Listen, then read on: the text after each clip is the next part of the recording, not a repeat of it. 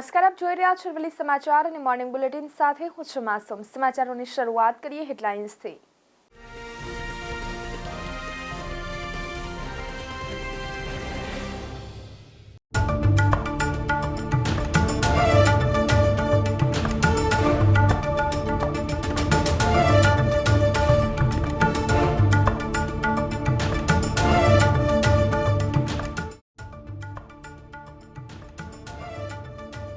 Bhavnagar Haridwar express train 2 મહિનામાં રદ। Bhavnagar Haridwar train વાયા દિલ્હી દોડાવાય તો મુસાફરોની સવલત।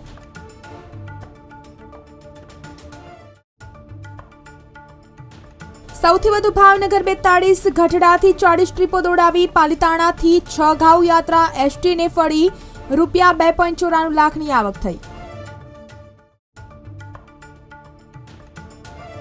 મહેસાણા જિલ્લાની 43,420 હેક્ટર જમીનના અંદાજ સાથે ફેબ્રુઆરીથી ઉનાળુ વાવેતર શરૂ।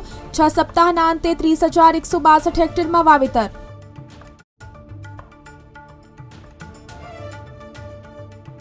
આગામી 1 સપ્તાહમાં વધુ 2 તાલુકામાં અંદાજ જેટલું વાવેતર થઈ જશે। વિજાપુર, ખેરાલુ અને સતલાસના તાલુકામાં હજુ શિયાળુ પાક લેવાનો બાકી।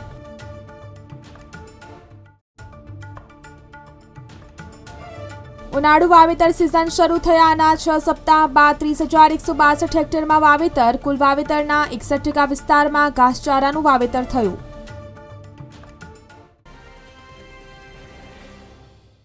વહીવટીતંત્રએ કેટલીક સૂચનાઓ આપી છે। આખીબાઈના કપડાં પહેરવા, ઠંડા પાણી, છાશ, લીંબુ પાણી, લસ્સી અને ORS વાળા પાણીનો વધુ ઉપયોગ કરવાની સલાહ આપવામાં આવી છે।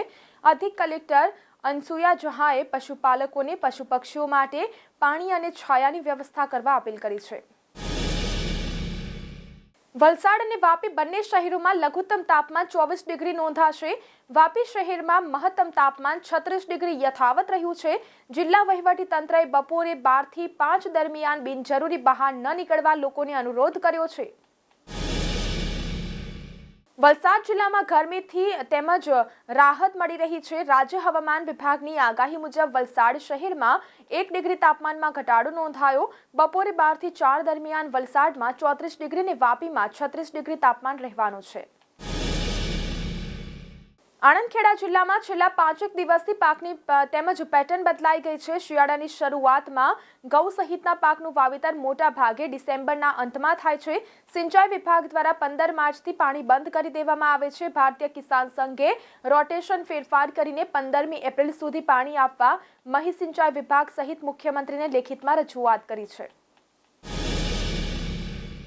ઉનાળાની ગરમીમાં લીંબુના ભાવ 7મા આસમાને પહોંચી ગયા છે। 2 માસ પર માત્ર 50 થી 60 રૂપિયે કિલો લીંબુ મળતા હતા।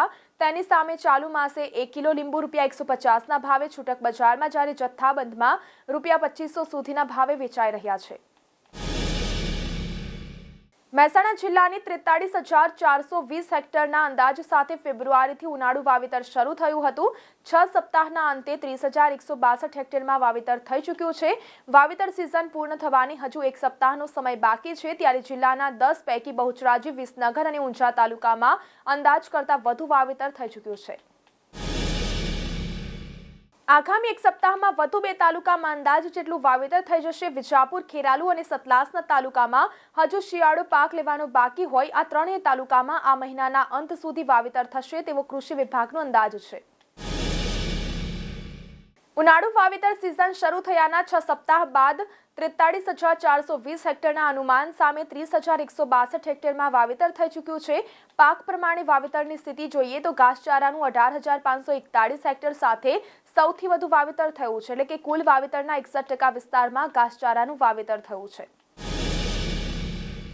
બીજી તરફ વાત કરીએ તો આ ઉપરાંત બાજરીનું 6,902 હેક્ટરમાં, શાકભાજીનું 2,964 હેક્ટરમાં, મગફળીનું 1,095 હેક્ટરમાં, ડાંગરનું 237 હેક્ટરમાં, તલનું 113 હેક્ટરમાં, મકાઈનું 73 હેક્ટરમાં, મગનું 37 હેક્ટરમાં, ગુવાર ઘઉંનું 11 હેક્ટરમાં, ડુંગળીનું 8 હેક્ટરમાં, અડદનું 5 હેક્ટરમાં અને અન્ય પાકોનું 176 હેક્ટરમાં વાવેતર થયું છે।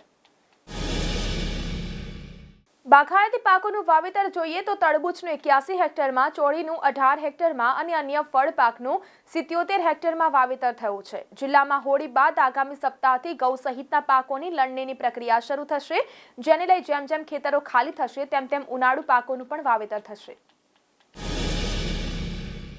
ભાવનગર જિલ્લાના પાલિતાણાના શેત્રુંજયની છઘાવ યાત્રામાં મુસાફરો સરળતાથી પહોંચી શકે, જેને લઈને ભાવનગર એસટી ડિવિઝન દ્વારા ભાવનગર હેઠળ આવતા 8 ડેપો ખાતેથી એસટી બસોનું સંચાલન કરી પાલિતાણા ખાતે યાત્રાળુઓ માટે 40 બસો દોડાવવામાં આવી હતી. ભાવનગર હરિદ્વાર ટ્રેનની ઉત્તર પશ્ચિમ રેલવેના બિકાનેર મંડળના મોલીસર અને ચૂરુ સ્ટેશનો વચ્ચે પેચ ડબલિંગ કાર્ય માટે કામગીરી ચાલી રહી છે. ભાવનગર હરિદ્વાર એક્સપ્રેસ ટ્રેન મે મહિનામાં રદ કરવામાં આવી છે.